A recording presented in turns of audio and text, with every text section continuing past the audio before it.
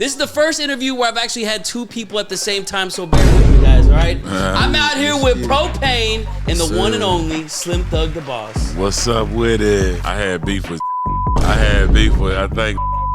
think I had beef with and all that. I had beef with so many people. As I was rapping, I seen him do this. He was saying it's trash. He asked me. Okay, you're right. It's so crazy to look at the world right now and see just the whole world with cups in their hand, sipping syrup and doing all this. When we was doing it, they looking at us like we dumb, bro. You slow your music down and listen to it chopped up and you sipping cough syrup, they looking at us like we slow. We are back for another special episode of the Clearly Culture podcast, filmed at the world famous Johnny Dang & Co. And boy, do we got a special interview today. This is the first interview where I've actually had two people at the same time, so bear with me, guys, all right? I'm out here with Propain and the one and only Slim Thug the Boss. What's up with it? How y'all feeling today, guys? Man, I'm good, man. Man, this is a historic moment to have both the legends in here. I understand that y'all do have a new movie coming out. New movie and album. And the album as well. So before we get into all that, let's talk a little bit about this movie and album coming out. So it's called Double Cup. For sure. So what was kind of the thought process in this whenever y'all were putting this together?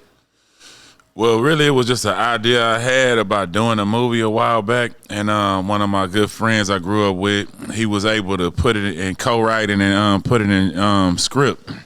When he did that, you know, I say, let's shoot it, man. So then we just kind of reached out to, you know, Propain's supposed to have a little acting history, you know. Man, you know, I'm like young Denzel out here. Okay, young Denzel, okay. I'm the real, you know what I'm saying? But anyway, you know, I just wanted to grab my Houston partners, my Houston rap partners for the most part, that just represent Houston culture in the movie. And just try it, man. Just try something new. You know, I did that College Hill not too long ago, so I said, man, let me reinvest some of this bread in doing a movie. You know what I'm saying? Sounds like a great idea. So where's the movie going to be coming out on? It's going to be, we got a premiere March 11th first. We're going to do at the Match Theater. We're going to do a couple premieres, and then we're going to release this spring. And it's going to be pretty much wherever, like, you know, wherever you look at movies at. Everywhere, Tubi, all yeah. that. Okay, bet. And you said you have some of your H-Town partners in there as well. Who can we expect? Zero the Mo City Done. We got Kiki playing the counter co-host in it, and we got Pro. He in there a little bit. We got Ellie Dollar, Pow Wow, Killer, Boston George. Yeah. And we got not only Houston rappers, we got the Houston comedians, Lil Darryl, Jeff Shelley. Yeah. We had to make sure everything was representing the culture all the way to the fullest. Grossman, right. And we had them baddies in there too, man. We got a lot of Houston baddies that you'll recognize, like a Kayla G. And a lot of the baddies out the city, you're going to see them in the movie, man. We represent it well, we think. A lot on. That's one thing with Slim Thug. He always got the baddies. That is. we just want to represent Houston, how people, you know, see us. You know Absolutely. And I think y'all are great representatives of Houston culture. I'm very excited to see this movie, and I'm very excited to also hear the album as well, too. It's all going to come out at the same time? So, no, the album actually is coming out March 14th. The single just dropped. It's out right now. It's called Double Cup. Video too. Video out too, man. YouTube. The album, man, we real proud of it. It's real culture. It's H-Time. You got more of the newer generation and the OG, the legend. You know what I'm saying? So we was able to mix that sound. And at the end of the day, it's still H-Time. You know what I'm saying? It's a real dope feel. We got a couple features on there. We got Mexican OT, Power Wall, Zero, and Zero on there. But man, the album is dope, man. We real proud of it. Oh, man, excited to hear this. So let me ask y'all, guys, what separates Houston culture from Atlanta culture or New York culture? What makes Houston culture so special? I think Houston is, we like an island. You know what I'm saying? Like, it ain't too many people that rock like us. Really, nobody rock like Houston, how we do it. It's our own thing. Even from before my time, how his era did it, and before them, even moving forward, it's like that's what birthed us, and we just keeping it going. Even the generation after me, how they keeping it going. Like Houston it's our own island, man. Everybody, we rock together. It's a real player down here. It's just different than anywhere else. Or back in the day, it was rap a lot, Ghetto Boys, and that was music was more. It wasn't club music. Right. It was storytelling. It was lyricism. You know what I'm saying? It was all that. And then you went into the screwed up era where it wasn't club music. It was more for your car to ride around and chill and smoke to, laid back. That tempo is way slower than a lot of stuff in Atlanta. So Atlanta more turn up, crunk, Right. you know. So that's how it's different as far as Atlanta. New York is more, what would you say, more, they style more boom they don't even bap, drive like, cars a lot in New I don't know. York. The game done changed now, so it's different. Now It's different sounding. But in his era, it was more regional. Everything was more regional to the point where now, because of social media, stuff done kind of changing. But you still got the way your culture rock. Like Atlanta rock different than Houston. Houston rock different than LA or whatever. But you know what I'm saying? So it's kind of influenced by your culture. But even still, like he was saying, it's like we just all different. You know what I'm saying? So Right. a Houston way it's just a Houston lifestyle, and that influence in the music too. Even with some of the newer artists, because some of our newer artists are more up tempo. They more, you know what I'm saying? You got your Sauce Walkers, your Lil Jeremys, your Fast Lanes. Right. They more can go in the club too. You know what I'm saying? As well. So, but it's still Houston. You know what I'm saying? It's our slang. It's what we all came up on. It's all us. You know what I'm saying? So yeah, we just different than everybody else. Man, great answers. And I like one thing you brought up is the power of social media. So Slim, I want to ask you, because you come up from the OG era, what we like to call the OG era. What do you feel social media would have given you and given guys like Zero and Chamillionaire back in the day, 1999 through 2006, if you had social media? Reach, as far as, like, you know what I'm saying, our music would have went to a whole nother level, because it would have been so much easier to get those hit records heard, you know, by just going through social media with it.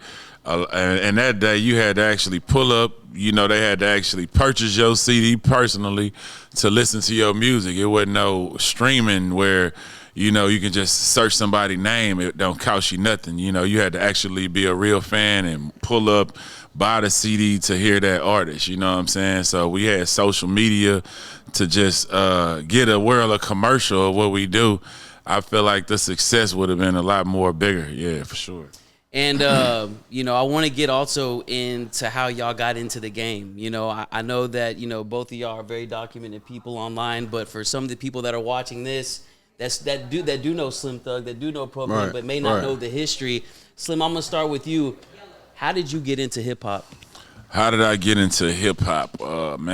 As a young kid, I had a rap that I would always say to people. My brother wrote me Tay-Day. And I would always say that at about 10 years old. What was the rap, Slim? I don't remember. I wish I could. But I'm sure it was, you know, like I said, I can't remember it. So then after that, I remember just at around 12, 13, getting a karaoke machine and just doing albums on singles. Like I get a single of an artist, and I remember Outkast, I had they single a long time ago, Southern Playalistic, and I did a whole album to whatever instrumentals was on that, you know what I'm saying? And later I began to do the little freestyle thing, like at school and just around where my little neighborhood was. So we went to this spot called All-Star, where DJ Michael Watts was actually DJing. And when we got with him, it was, you know what I'm saying, it kind of just took fire from there. When we went and got on the mixtape, I got invited to come get on the mixtape. Swisher 98 was the first mixtape we did, and ever since then, it's just been on. How did you get the name Slim Thug? Slim Thug, man. I don't remember exactly. I really used to be Goldie. I thought I was the Mac at first. It just turned into Slim. I had Slim at 15. I had a permanent grill, and it had engraved in it Slim. You know what I'm saying? I guess it was just the way I looked that I get the Thug from. You know what I'm saying? Were you always tall as shit? I always tall, had fro out at that point because the money wasn't there. I was looking rough. I really ain't care back then about none of that, you know, getting fresh or none of that. So I'm sure that's where it come from. How was your dynamic growing up? Mom, dad? Did you have both of them in your life too? Just really mainly my mom. I do know my dad, but, you know, really it's mainly I live with my mom my whole life. It wasn't no mom and dad living in the house. And Propain, what about you? How did you get into hip hop? Man, I think It was Bone Thugs and Harmony. I think it was their second album, whatever had First of the Month on there, Eternal 1999. It was just, when I heard that just like made me like, damn, I was young, but it was like, that's what I want to do. So that's kind of really how I like kind of fell in love with rapping. But I think the moment where I just went full-fledged rapping, and I tell him this story all the time, Scarface. By this time, I was hooping in school, and I came home, and they were shooting a video in my neighborhood. Scarface had a group. And so I had been rapping. I've been rapping since I was in the 5th grade. But at this time, I'm playing basketball. So me and all my partners is at the video shoot, and they in like this little house on the intermission. And I remember it's like 20 of us. We all try to go in. And they wouldn't let nobody in. The security wouldn't let nobody in. And I just like yelled out, like, I'm like, Face, never met them, nothing. You know what I'm saying? Everybody turned around, I'm like, man, tell them let me in. And so he just said, let them in. They ain't let none of my other partners in, nobody else in. Wow. So I go in, and they standing around a turntable. And you know what I'm saying? They like, everybody just like rapping. His artist, he had a group called The Product. Everybody just around there rapping. And I remember Scarface looked at me like, you can't just come in here and just look. Like, you got to rap. You know what I'm saying? And I remember I had rapped something I wrote. And I just remember as I was rapping, I seen him do this to like his homeboy. So I'm really feeling myself now. I'm like, I'm in it now, I'm going. So when we was done. He was saying it's trash. Nah. Yeah.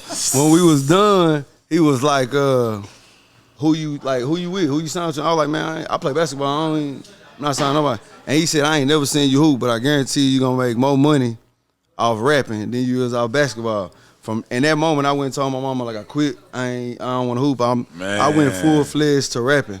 And that was your aha moment. That was and it get worse, though, because I got, like, one of his homeboys' phone number. So I'm thinking I'm fit to get signed to Scarface. Like, I'm on now. You the next ghetto boy. And I was talking to his homeboy for, like, a week or two. When the Product album dropped, that dude I was talking to, number changed. I never heard from them again until I became like Propain and then told that story to Scarface. He don't even remember this shit though. But yeah, that's my story, man. That's legendary because that was one thing I read about you is that you freestyled for Scarface. And I mean, Scarface being one of the hip hop artists to really bring hip hop to the masses to the South. For sure. I mean, that's the GOAT. Beyond legendary. Come on, man. That was the GOAT. And just like I asked Slim, how did you get the name Propain? Man, I got the name Propain. My roommate, when I on the basketball team, so I always rap, but I used to be Lil C. Like that was just like trying to be like the screwed up clique members. You either was Lil Kiki, Lil Flip, Big Poker. You was Lil Big something. You know what I'm saying? So I used to be Lil C because my name Chris. So that was like throughout my whole childhood, I'm Lil C. Mm-hmm. So I just remember rapping for my partner. And he was like, bro, you can really rap. Like you can rap. I'm like, yeah, and I'm like, he like, nah, you need to be a rapper. And I was like, man, all right. So we was like, but by this time, the Lil was kind of, I ain't want that. I was like, man, I don't want to be Lil C. So we just came up with like 100 names. And I remember he just said, man, we're going to call you Propain. You be spitting that gas. And I was like, yeah, bro, I don't want to be calling no gas. So I switched to spilling. And that was it. Shout out my boy Paul, man. That's how the name came about. Rest was history. Man, what a story. And Slim, when did you form the Boss Hog Outlaws? Oh, man, that's a crazy story. But I started in the Swisher House, like I was telling you, with Michael Watts, right? So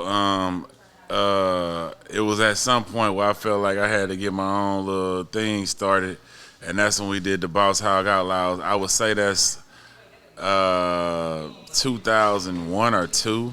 We came up with the name, started doing mixtapes. Then also me and ESG did an album titled Boss Hog Outlaws. I think that was 02, 03. You know what I'm saying? And like I say, we was doing underground mixtapes under that name for years, and then eventually it became a record label, and you know, so on. We turned it all the way up. How did you and Michael Watts get together? It was at that party I was telling you on the north side we used to do called an All-Star. He was DJing at it. I freestyled at the party and got invited over to the Swisher House to get on the mixtape. And that was Swisher 98, and ever since then, it been up. How's y'all's relationship still to this day? Still, I talked to him today. He just hit me up today, showing love for Thugger Day. He said, "Hey man, it ain't your birthday, is it? It's just Thugger Day." I'm like, "Yeah, it's Thugger Day." He like, "Yeah, I thought so." So now, would you consider the Swisher House era? Was that era really what took Slim Thug to that next level? It definitely took me up some levels. It was my start, you know what I'm saying? It's like what broke me as a rapper. Like I've been rapping all those years trying to do stuff or whatever, but that's what really worked, you know what I'm saying? That was the first time I seen actual, progress in my music, you know what I'm saying? Where I had fans, I could see fans. It wasn't like when I got with Swisher Highs, they was like, hey, I want to check out my demo. Like, here, take this CD for free. People was paying us for the mixtapes, you know what I'm saying? They knew about it, they wanted it, they looked forward to it, you know what I'm saying? So I had that type of, acceptance immediately as I started, getting with Swisher Highs. So with that that made everybody kind of want to be in the Swisher Highs. So after that, then a lot of other rappers from like a Mike Jones, Pow Wow, Chameleon came through there. And then we did the Still Tipping, and that took it to a whole nother level. Like, I was gonna ask that. So 2004, Still Tipping drops. Right. Was that kind of like your aha moment? Was that kind of like the record that broke everything wide open? Right. Now, when the original song was Still Tipping, and correct me if I'm wrong, was actually you. Was it Mike and Chameleon? Yeah, me, Mike, and Chameleon. So what happened with that? Why did Chameleon get pulled off Still Tipping? Well, it wasn't the same beat. Like I say, we was doing Swisher Highs mixtapes, and then we was doing a Swisher House compilation album kind of with all the members of Swisher Highs on it, right? So we did that record, and that was for that compilation. But one of the guys who produced it, and Michael Watts ended up, getting into it or whatever. He was a producer, and Watts was like, nah. He ended up running off trying to give it to Lil J or something, I think. And that's how they took the beat off, because that was still our, music or whatever. He just made the beat. It was still our raps. So he put the new beat under it, put Pow Wow to it. Pow Wow the only one actually rapped to that beat. You know what I'm saying? They just put our lyrics from the other song on top of that beat. So whenever Still Tipping came out, and obviously there was some animosity, obviously it seemed like Chameleon felt a certain type of way, it wasn't towards you, but obviously towards Mike Jones. When you were watching that whole moment unfold, what were you thinking? It wasn't because of Still Tipping. It was because of it was other things that they was going through or whatever. But nah, it was like, at that time I had just did, I got into it with the whole Swisher House. So I just did like a whole mixtape about it. So I just went through World War I with everybody. So it was like, seeing that was like, that's way later. We was like, okay, you know what I'm saying? We didn't just, look at it as a dangerous situation, and that, we just knew it was just, rap or whatever. So we ain't think of it was too crazy. It was just kind of like a misunderstanding, I guess. Just a misunderstanding. So they was just, doing whatever, saying whatever, shooting slugs. It wasn't nothing too crazy that was going to get out of control. Can I ask you, who do you think won that beef between Chameleon and Mike Jones all these years later? That's a good question. Honestly, I can't even remember it, bro. Honestly, like, I remember the Mixtape Messiah, but I didn't look at it like it was a direct beef. It just looked like I looked at Mixtape Messiah as a project, a good project. I don't remember what Mike Jones did to beef. To like say his part. That's what I'm saying. So I don't know. It's been too long now, right? That's like I'm 20. That's like 2003. So that's like 22 years ago. So. It's crazy how time moves so fast. And Slim, another thing I want to kind of go with that is, so 2004 Still Tipping drops. Then you have another big moment. About 2 years later, you meet who's actually the head of Louis Vuitton right now, the one and only Pharrell Williams. Yeah. Now I was actually with Pharrell before Still Tipping even popped. I was already signed before anybody was signed, as far as like the Mike Jones, Power Wall, Chameleon. I was the first one signed, and I was signed to Pharrell. To Interscope Geffen, and then we did the collab with Pharrell, and was working on Already Platinum. Excuse me. We was already pretty much done with the album before, because this is it, right? You got to understand, like, this is from 98 to 2000 to Still Tipping, let's say that. Or even before that, like Lil Flip had success, before that or whatever, like worldwide success, Want to Be a Baller. But it wasn't a lot of Houston records that went past, Texas or Louisiana, you know what I'm saying? Because like, once again, we talking about the slow tempo, ride music, not no club type vibe like most, you know what I'm saying? So a lot of people didn't understand it. It's so crazy to look at the world right now and see Atlanta, just the whole world with cups in their hand, New York, sipping syrup and doing all this. When we was doing it, they was out. So they looking at us like we dumb, bro. They like, hey, so you guys you listen to Chopped and Screwed, you slow your music down and listen to it chopped up, and you sipping cough syrup. Like, they looking at us like we slow, you know what I'm saying? So to see everybody doing it now and acting like, it's so weird. It's because we had to take the L's of everybody looking at us like we slow, but it was so big in everybody else's culture nowadays. But at that time, the culture wasn't just accepted like that, So I'm doing an album with Pharrell on some me and Pharrell vibes, we still doing that. But I'm not thinking that Still Tipping would take off, you know what I'm saying? But after that, we had the deal. I don't know what popped first. If I think the song started taking off. It took like a year or two for it to even take off. It started on Uncut, BET, right, and then it was on there for the longest. And it was started even going down in spins in Houston. And then after I had a deal, I think they made a sign to Mike Jones and the Power Wall. And then we all got together on the record, and that's when it really took off. It was the award shows. It was all that. And now people are seeing the video and understanding the culture a little more, you know what I'm saying, or being intrigued by it. And then now, today, you got everybody who influenced by the culture, and they won't even give us the credit. They'll probably say somebody in Atlanta did it, or Lil Wayne came up with Drink or something, you know what I'm saying? Yeah, because obviously Drink culture, it came from Houston culture, and obviously now it is something that you see within the masses. So this is something I want to ask both of y'all. Do you feel like Drink culture now has hindered some of these artists, have gotten in the way? Because now it's no longer just symbolism. People are getting addicted to this. Right. It's really, people are seeing the effects that we saw at the end of the 90s. Yeah, our culture suffered from that. We already seen the effects of Drink and a long time ago. So a lot of people, it's a lot of simple still to this day, but we already know the effects because we already seen what happened. Yeah, we seen it. A lot of the world is catching on now and seeing it because they knew separate, you know what I'm saying? And that's just what it is, But at the end of the day, like, the movie is Double Cup. The reason why we chose Drink and all this is because a lot of people will look at Houston as city of syrup, you know what I'm saying?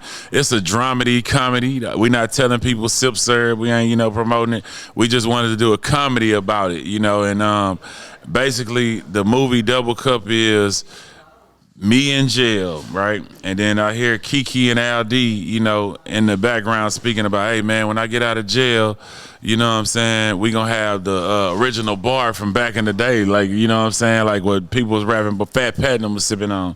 So we the only people in the world gonna have this because the real Drink is extinct, So that's the comedy, dramedy, the storyline is based upon. So I end up, he said I had, matter of fact, my bad, I take it back. Kiki was telling LD, hey, man, I got 1,000 pints of the original Drink, and my baby mama addict. When I get home, we going to be up. we going to be the only people in the world with the original Drink.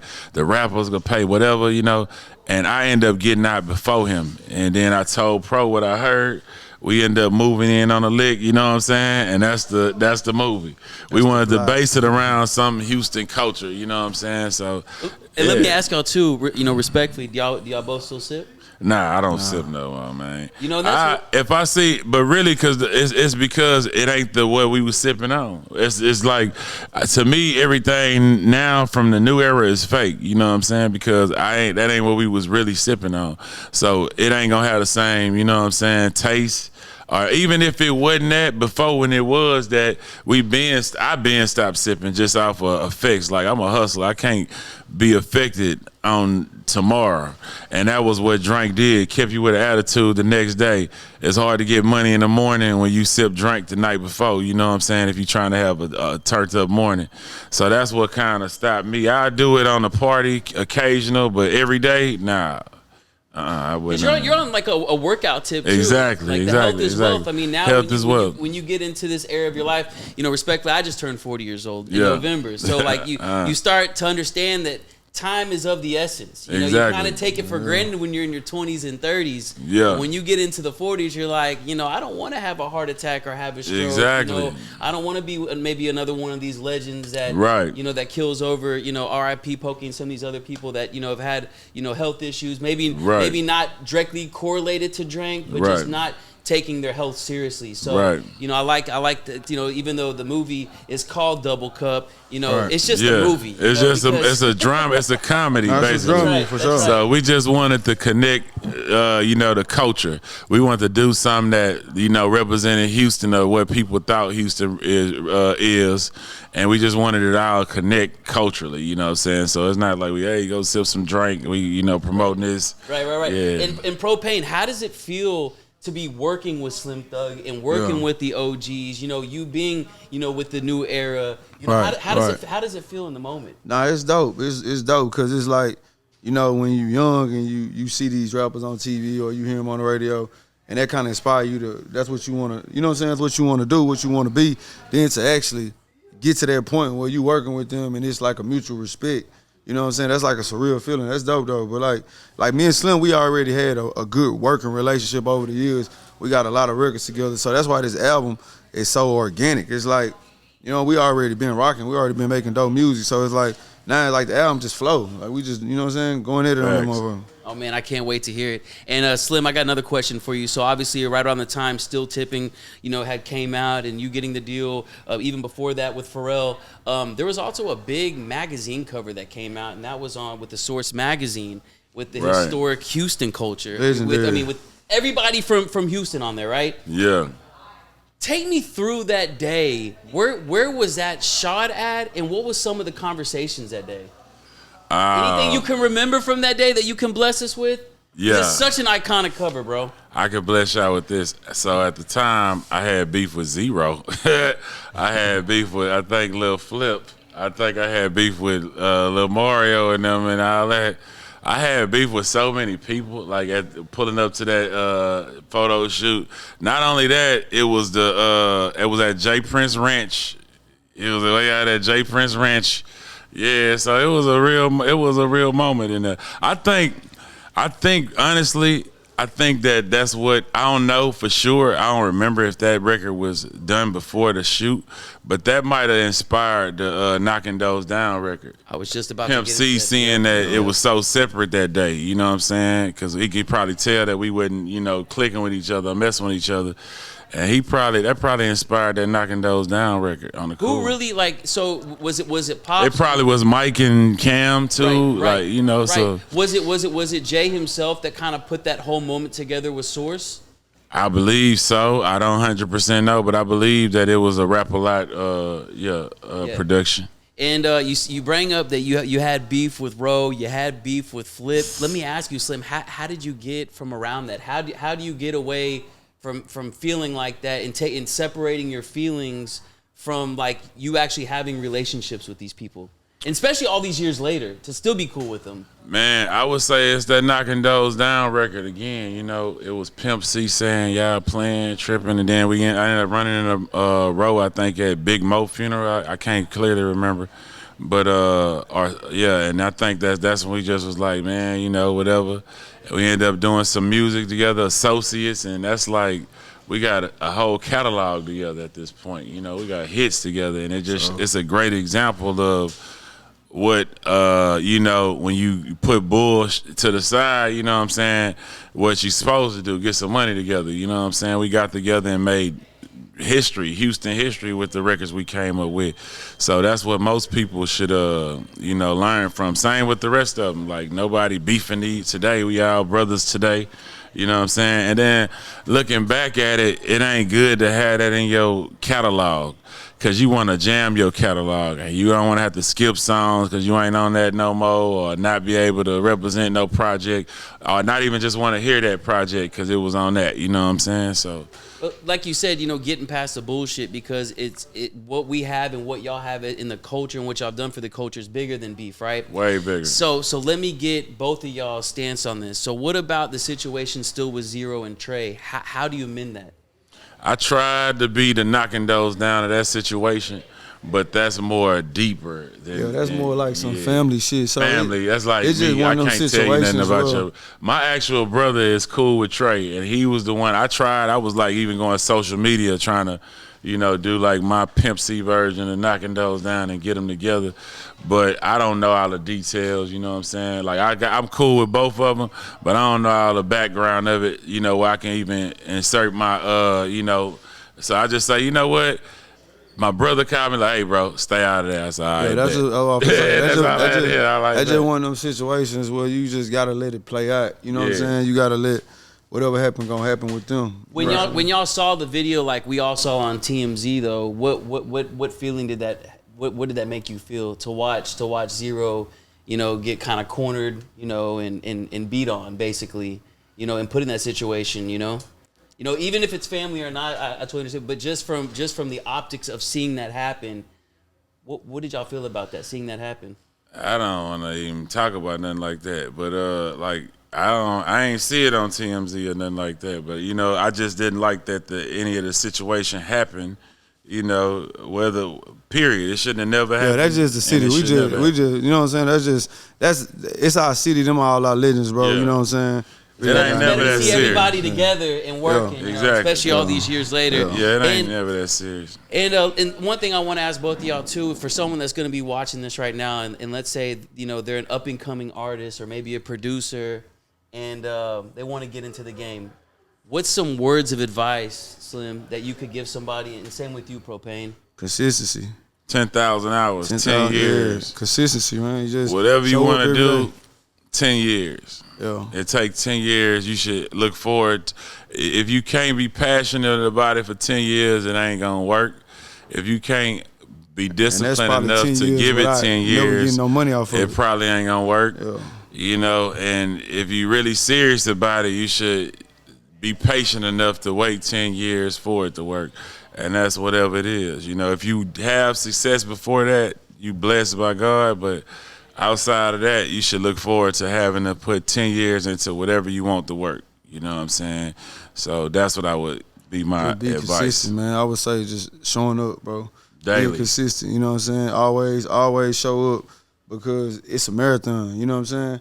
And on day 99, you may be ready to give up, but day 101 was the day that breakthrough happened. So you got to just show up, man. And what I learned over time, man, a lot of people just fall out the race. You know what I'm saying? How long you been rapping?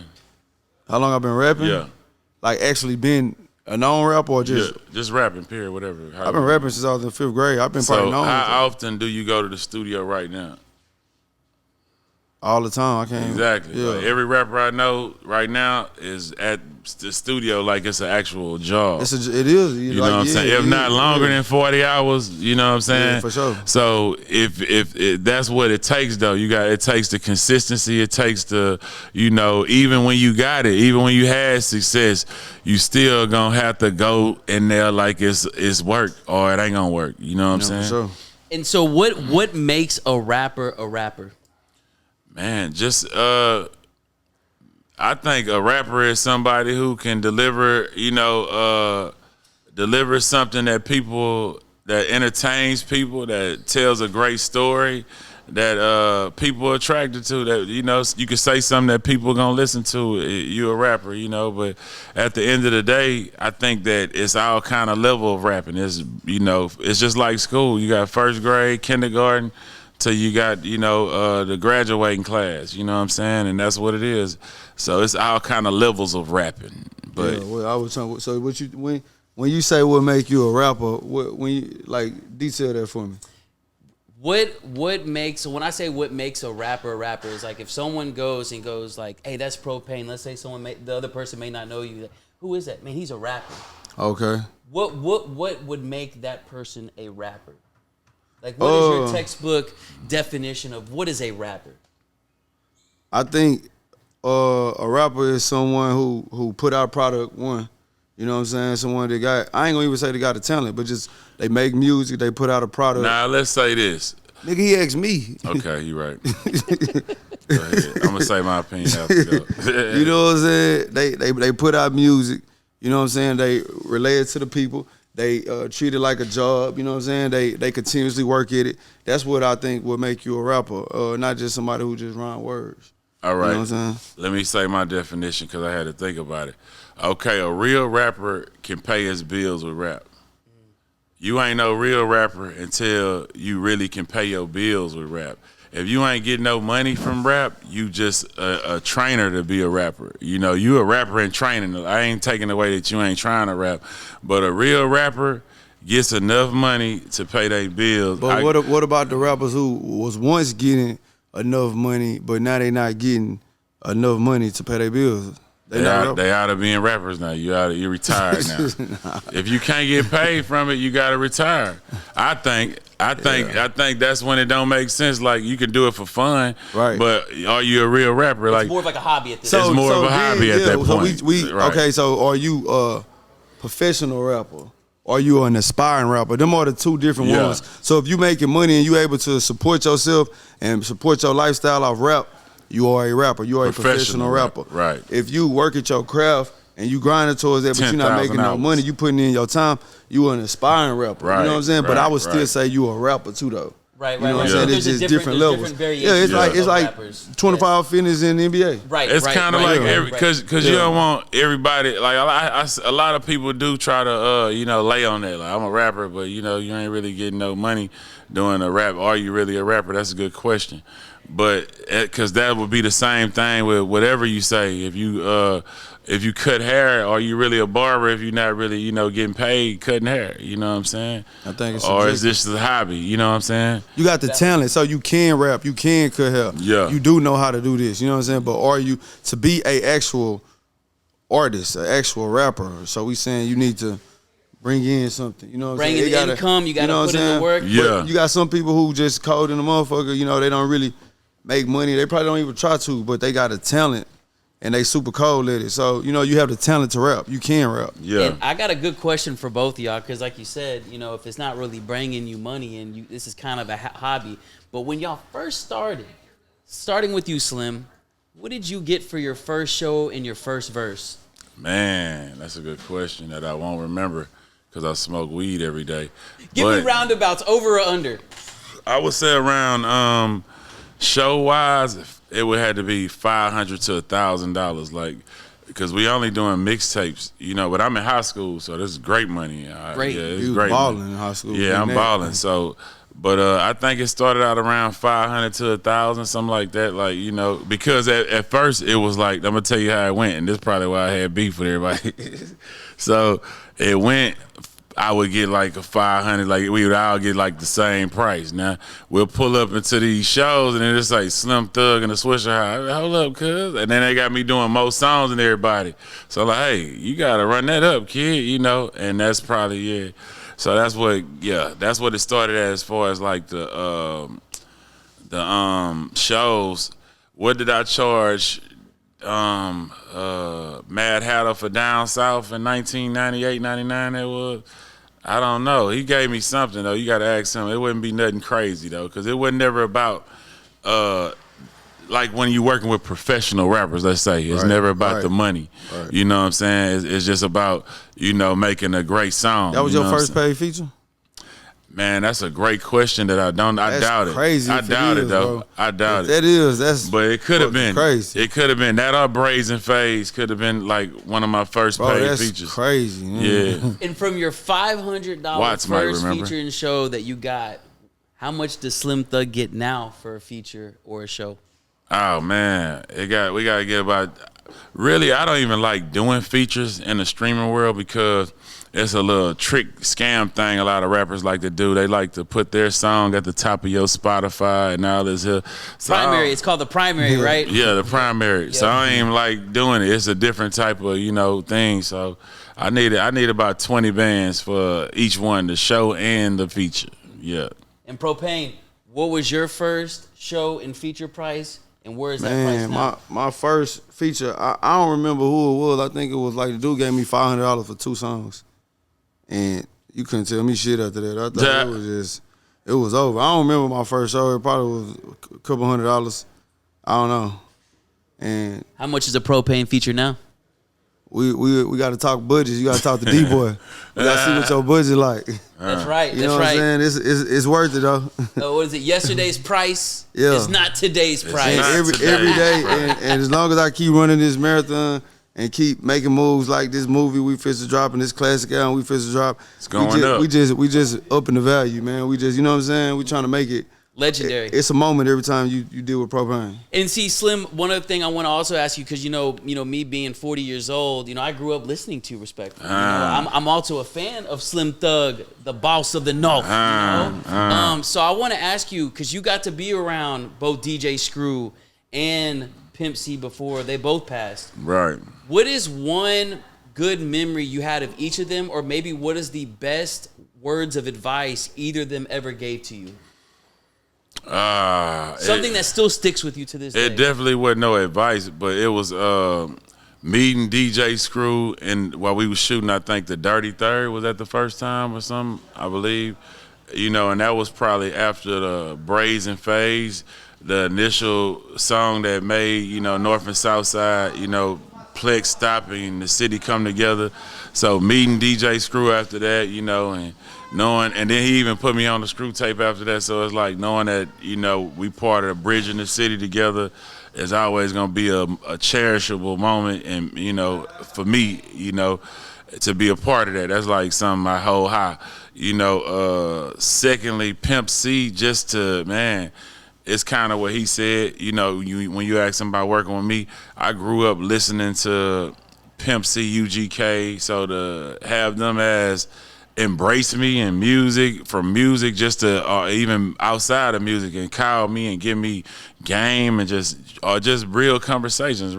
Me and Bun B tight every day to this day.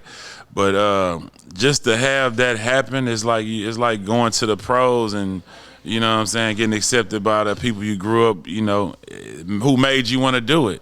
So it's always gonna be, when I got I got several tapes of Pimp C giving me the coldest cosigns in the world. Only rapper I see on West Time is Slim Thug. I could cherish these moments, and I always, know that I got a cosign from, my favorite rapper, basically. So it's crazy, man. Like, I just cherish those moments, man, that he showed me love, publicly, on stage, on DVDs at the time it was, on the phone. I just love that he embraced me and showed love to me. Y'all had a genuine relationship. Right. And let me ask you, if Pimp was still around right now, how do you think he would feel about the trajectory of Houston culture now? I think he'll be cool with it. I don't really see nothing too goofy going on in Houston. Yeah, Houston looking everybody's good right solid from youngsters to the OGs. And they standing stiff on what Houston is. So I think he'll love that, especially if somebody ripping Texas to the full. Yeah. Well, from what I, just being a fan of Pimp, it seemed like he was like heavy on Texas, like ripping it, and not wanting to be like worried about no other city or what they got going on. I think he'll love some of these new orders. Right. And this is to both of y'all. And Slim, we'll start with you. What is some of your favorite new artists that are out right now? New. What is considered new? I want to know. You could. And the reason why I'll put it out there is just because he's a good buddy of mine. Like someone like that, Mexican OT. Definitely Mexican OT. We love Mexican OT and what he doing. I don't know who young, but I would say younger than me. The D-Babies, 100%. Mona Leo, Ken the Man, everybody. Lil Jeremy, for sure. Lil Jeremy, Fast Lane, Sauce, everybody, man. Sauce is he beyond a new artist now. Yeah, see, that's what I'm saying. Fast Lane been doing this thing for a long time. Fast Lane too. These I don't really know who a new artist is. I guess you could call it newer generation. Newer generation. Yeah, hey, and y'all just brought up Sauce, so I want to ask y'all something, because something that he just went viral for recently is he said he started basically dripping Houston. Slim?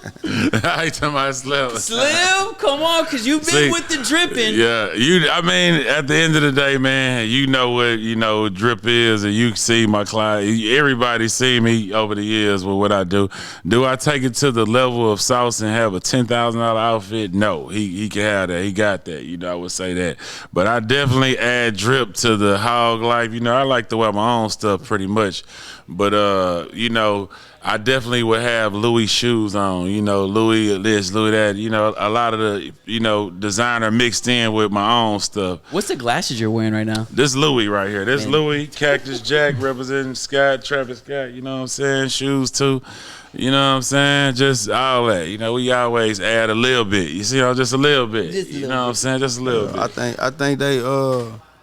I think Slim them, like they was fly for their time, and then the next time came in. What I will say about Walk is he definitely influenced a lot in Houston. I watched it. You know what I'm saying? He influenced a lot of fashion lingo, a lot of that stuff. So it's kind of hard to argue with some even of the word claims. drip. The drip. I feel like he popularized it for sure. For sure. Splash, for drip, sure. all that. So you know what I'm saying? With his own flavor. So he definitely changed the culture. I say that. Just like when they came, they changed the culture. You know what I'm saying? Right. They had the diamond grills, and it's a lot of stuff that influenced us. In order for us to go on and make the newer generation that influence more. You know what I'm saying? Right. But I think he got some claim. He got some points to his claim. I think both of them do. It's crazy because 20 years later to still see grills and everything else that even you grew up on still popping out here. Maybe minus tall tees and some of the other stuff, but that's even popular now. It is. They're breaking it back. Hey, exactly. So another thing I do is I do a little round of quick questions, and I just something I just want to ask both of y'all. So I'm gonna start with you, Slim. If you were a superhero, what would your superpower be? I want to fly. Yeah, I think I want to fly. Because just to be able to dip right now and get somewhere, fly into my penthouse right now and just land, that's the most player thing, I think, yeah. And to scoot around this Houston traffic, exactly. Be pretty nice. Don't have to worry about this traffic. Flying is it. Yeah. What about you, Propain? I could time travel back in time and change things that'll happen now. Huge. You want to be God. Hey. That ain't God. I just want to time travel. And Slim, what is level. one thing that you can tell us that someone may not know about you? Something that somebody may not know about me. I've been a single father since my son was 10. He is 23 now.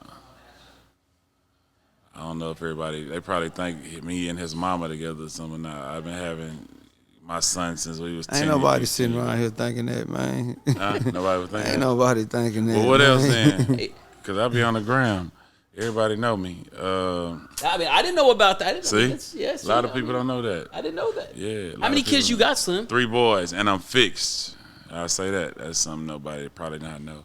I got 3 boys, a 12-year-old who's 6 feet. I got a 19-year-old who's 6'8", and I got a 23-year-old who's 23. And I got both of my oldest sons live with me at the house right now. And my youngest lives with his mom, and that's some family. Is being a father also been a highlight? Yeah, definitely. Definitely being a father is a highlight in my life. Being somebody who right now to this day they can count on. You know what I'm saying? So, yeah. Love that. And what is something that someone may not know about you, Propain? Go deep in that bag and tell us. Something they might not know about me. Damn, I don't know. Should have been thinking about the answer. I was trying. I don't know. I just said. You can tell y'all are friends. I love it. I don't even know, man. He know. He just don't want to tell y'all. If I knew, I said, man, shut your ass up, bro. He from Longview. Yeah, nah. That's what he wanted to say. We'll take that. I didn't know that. We'll I'm not from Longview. Oh, you did? Okay, I'm about to say, I didn't know that. But hold on, wait. While we here, shout out to Longview though, man, because I have lived in it, but I'm born and raised in Houston, man. Really? Cut it out, bro. But shout out to Longview though, because that's my second home. Hey. For sure. And then another thing I want to ask you, Slim, is what's your biggest fear? My biggest fear, man. Ooh, I ain't really scared of shit, man. Losing loved ones, I would say that. That's probably my biggest. Same. What about you, Propain? Yeah, that's probably my biggest fear.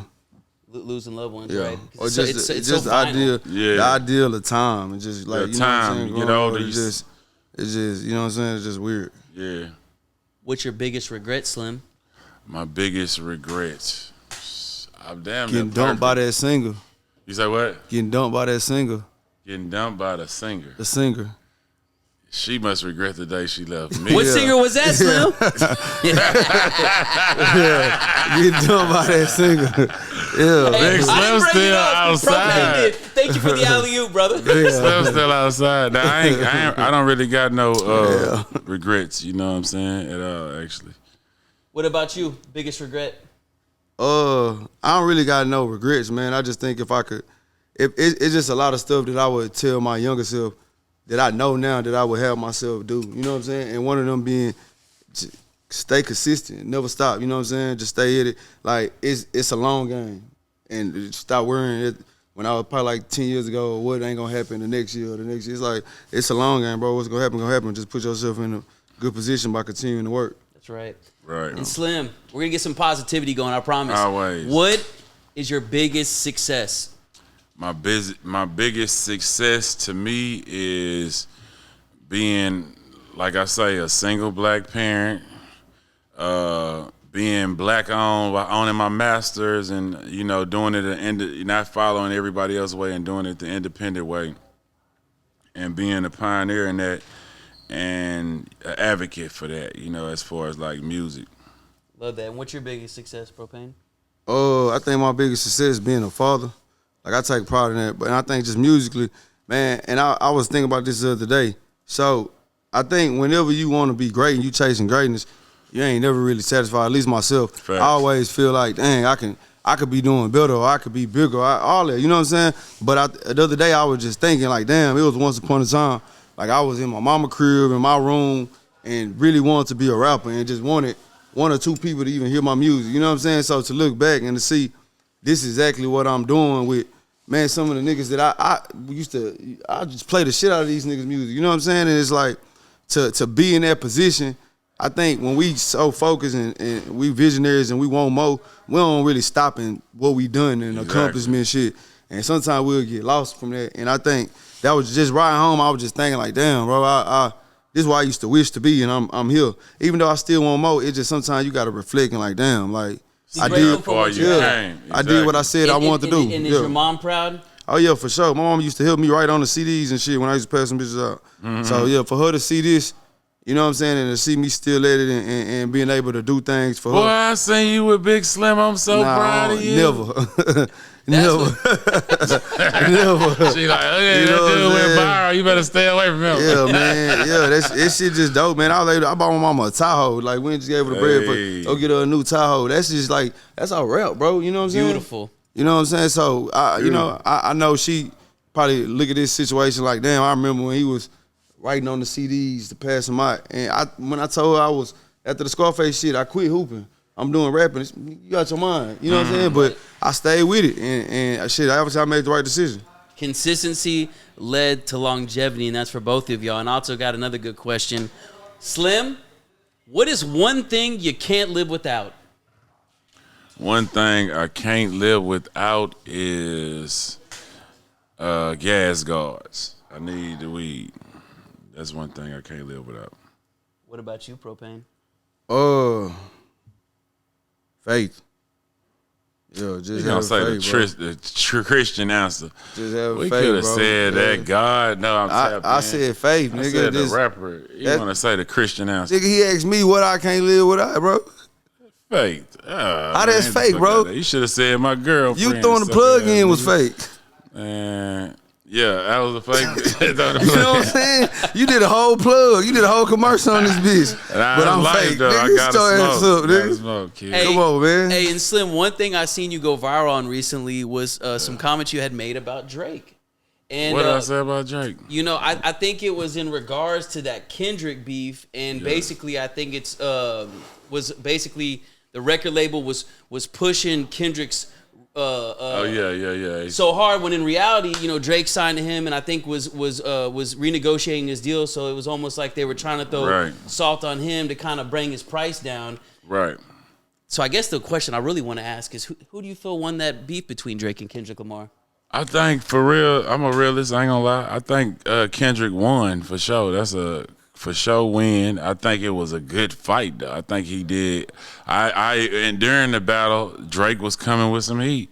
You know, I think that Kendrick ended up winning, and I think anybody will say that who keeping it real. But at the same time, I don't think it's over for Drake.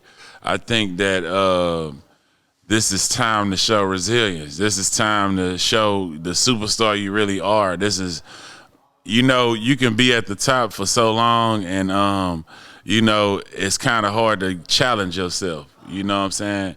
This is a challenge at the top. This is fuel. You know what I'm saying? You already climbed to the top before.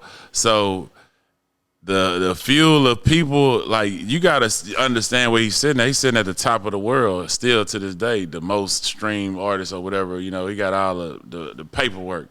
But it seemed like people who listen to Drake, for how long we've been listening to him? For the last 10 years.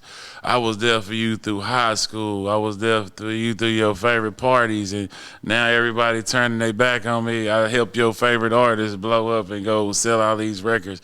He got to take that and come with a DMX beat and just say, everybody turned their back on me. He got to come with not only stuff for the girls, he got to come with stuff for the real hip-hop headers that's real point. You need to just write all this shit down. I turned your back on me, I did this, you know, everything that touched people's soul of, hey, man, he ain't lying. He was there for me at prom. He was there for this, you know, and we just don't mess with him out the blue. Like, he got to show resilience, you know what I'm saying? Not just to the women. He did a good job. The women I see posting the new album, so that was the first step. Good job. You go to the women first. But now, to completely get resilience, you have to capture the hip-hop crowd again. I will say that new record from J. Cole, I forgave him for signing out the beef. That Clouds, he floating on that, you know what I'm saying? I was like, okay, you ain't got a beef, you rapping. You know what I'm saying? And the same thing can happen with Drake if he come with that record that's real hip-hop, though. You know what I'm saying? And showing that you still that dude. Like, yeah, so even though Kendrick maybe currently won the quote unquote beef or whatever you want to call it, you still say Drake's the bigger artist though. No, he definitely got the most spins. I ain't saying that. That's just what Number's saying. You know what I'm saying? But at the end of the day, I say that I don't see it being over for Drake. No matter how people feel right now, you know, in the midst of all the beef or whatever, I think if he come with that right record, he can turn the whole thing around. You know what I'm saying? The right project. You know, not just singing or whatever, like, you know, just really like, because he can get the girls. The girls they gonna ride for him. He gonna do all of the making it rain. They ain't gonna never turn his back on Drake in Houston. You know what I'm saying? So it's easy to get the girls back, but the hip hop heads, I believe he can, you know, come with that project that really bring himself back if he just, you know what I'm saying? I agree. And got two more questions for y'all. One, I also want to ask both of y'all. For someone that's watching this, maybe they're from Houston, they're about to come out here. Slim, what is your top 3 restaurants in Houston? Breakfast Club, Taste Bar, turkey leg hit. What else? Burns Barbecue. I love Burns. What about you? Yeah, definitely Breakfast Trill Club. Burger. Trill Burger. I thought Trill Burger. Damn, I didn't say Trill Burger first. Man, that ain't really. I wasn't thinking restaurant. I was thinking, you know. Oyster Hut. Ooh, Oyster Hut. Lost and Found. I don't want to forget nothing, man. But you really can't go wrong. Doe. You really can't go wrong with the food in Houston, man. We top tier. So it's so many places and so many independently owned places that's doing good and got great food. Man, it's too many to name. And normally when I have people come on this podcast, one question I love to ask is, and a lot of these artists, they haven't been in the game as long as y'all. So the question I ask them is, where do you see yourself 1 year from now, and where do you see yourself 5 years from now? And because y'all do have longevity in the game, the question I'm going to actually ask you, and I'll start with you, Slim, where do you see yourself 5 years from now, and where do you see yourself 10 years from now? Man, I used to think that I wouldn't be a rapper no more. But when you got OG Bun B leading the rodeo right now, it's inspiring. When you got Face Mob touring the world for no telling how much money, top tier, bread, it's inspiring. You know what I'm saying? It's showing you that you can keep going, can keep doing this or whatever. And it's gonna be an ear for you because now hip hop, everybody grew up in it. So I'm always have my still tipping fans, even if nobody don't like my new stuff. You know what I'm saying? And that's what you learn. So in 10 years. I want to push myself to be I want a yacht. I got all the cars I wanted, so far. So I'm ready to go for the boat, Miami house on the water type, real mob retirement type lifestyle. You know what I'm saying? Love it. And what about you? Where do you see yourself 5 years from now, and then where do you see yourself 10 years from now? Man, 5 years from now, because as far as music wise, bro, I'm still pushing. I still got a goal set in mind that I want to get to that I feel like I ain't reached. So I'm definitely still trying to climb a mountain as far as stake my claim as, you know what I'm saying, Propain and the what I want to bring to the game. I feel like I ain't even scratched the surface yet. So it's definitely 5 years from now, the vision is still trying to get to a higher plateau as a rapper and just reach the ultimate greatness I can get to. I think in 10 years, I want to be at a point where I got a plethora of other new greatness coming, and you know what I'm saying? I really want to get into this movie shit. I want to take that shit seriously. I see myself in big films, you know what I'm saying? So just more so just expanding the brand. I don't want to never put no cap on what Propain can do, no ceiling. You know what I'm saying? I just want to try to touch anything I touch. I just want to try to be great at it. Absolutely. And 50 Cent, if you watch this, come on with it, man. He'd be great on Power. Man, I already put him in a big film. There we Let's go. do it. Double cut. It ain't out yet. On the way. And for the last question that I want to ask each of y'all, starting with you, Slim, how do you want to be remembered?